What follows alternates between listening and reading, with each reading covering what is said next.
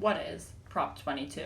Prop 22, if passed, would allow companies like Uber, Lyft, and DoorDash to continue exploiting their workers by depriving the drivers these companies depend on employee protections, such as minimum wage, healthcare benefits, and paid sick time. The full text of the proposition is linked in the description below. How does it do this? Simply put, Prop 22 would carve out an exemption in AB 5, allowing these companies to continue classifying their drivers as independent contractors. But to understand this fully, we need to go back in time a little bit to April 30th, 2018. That's the day a case you may hear referred to as the Dynamex case was decided by the California Supreme Court. They held that workers are presumptively employees for the purpose of California's wage orders, and that the burden is on the company to establish that a worker is an independent contractor, not subject to wage order protections. It also held that to determine whether someone is an independent contractor for the purpose of wage orders, the ABC test must be used. Well, what is the ABC test? It says that a worker is an independent contractor if and only if 1. The worker is free from the control and direction of the company as it relates to the performance of the work, and 2. The worker performs work that is outside the usual course of the hiring entity's business, meaning that a bakery couldn't hire cake decorators to work on a regular basis as independent contractors, for example. And 3. The worker is customarily engaged in an independently established trade, occupation, or business of the same nature as the work performed. Then, in 2019, the California legislature passed what's called AB 5. It codified the Dynamex decision into law and went further, saying that Californians are employees for all purposes, not just wage orders, unless their employer can prove otherwise with the ABC test or has an exemption. These purposes include full protections such as minimum wage laws, sick leave, unemployment, workers' compensation benefits, expense reimbursement, and unemployment insurance, just to name a few. Other workers getting a fair wage and sick leave sounds good, right? Well, Uber, Lyft, and DoorDash fought the passage of AB 5 and even went so far as to push its political agenda to its drivers through deceptive in-app messages. Then, when AB 5 passed, Uber, Lyft, and other such companies refused to follow the law. Instead of following AB 5, Uber, Lyft, DoorDash, Instacart, and Postmates spent, as of September 4th, a combined $181.4 million in an attempt to pass Prop 22, making the Yes on Prop 22 campaign the most expensive initiative in California history.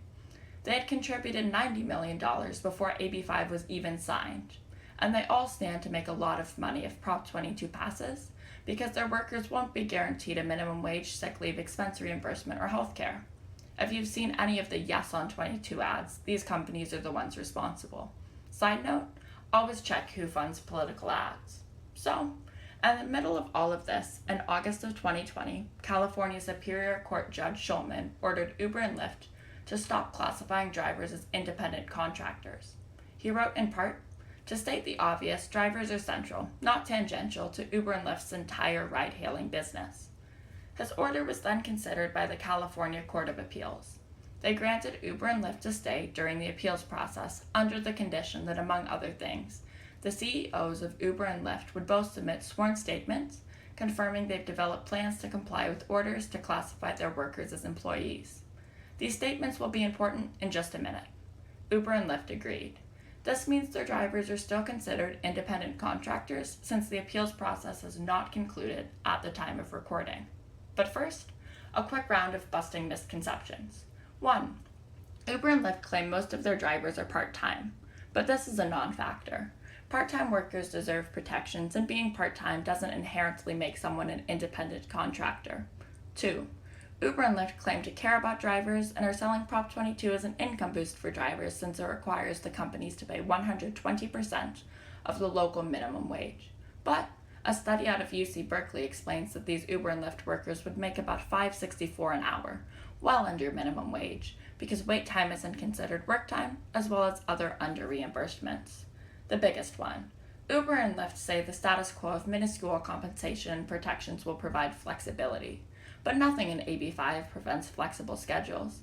In fact, Section 1G states, nothing in this act is intended to diminish the flexibility of employees to work part-time or intermittent schedules, or to work for multiple employers. Just a little bit of thinking is required here. Yes, independent contractors are able to set their own hours. This doesn't prohibit employees from setting their own hours.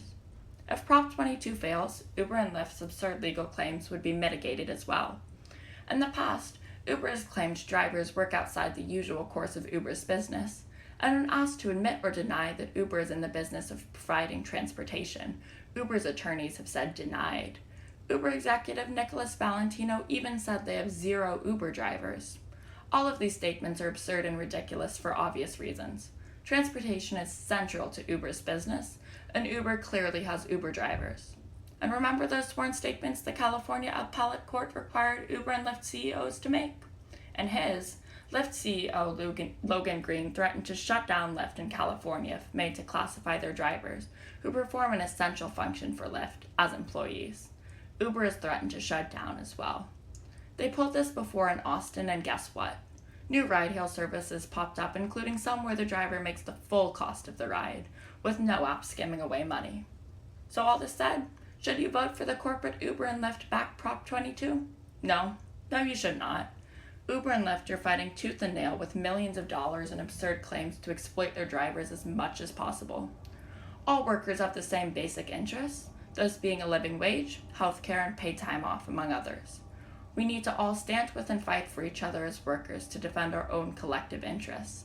And if Uber and Lyft would rather shut down than pay their employees who are essential to the company fair, when Uber's CEO made $42 million in 2019, then frankly they don't deserve to profit off of the labor of the hardworking people of our state. And if their business model is genuinely, inherently unable to pay workers fair, then we need a new business model, like a worker-owned cooperative where all the drivers control the company democratically. We don't need to resign ourselves to kowtowing to corporations because the traditional corporate model can't or won't work for workers. We need to be more imaginative. I'm pro-worker, and I hope that others are too. So let's stand with our fellow workers and vote no on Prop 20.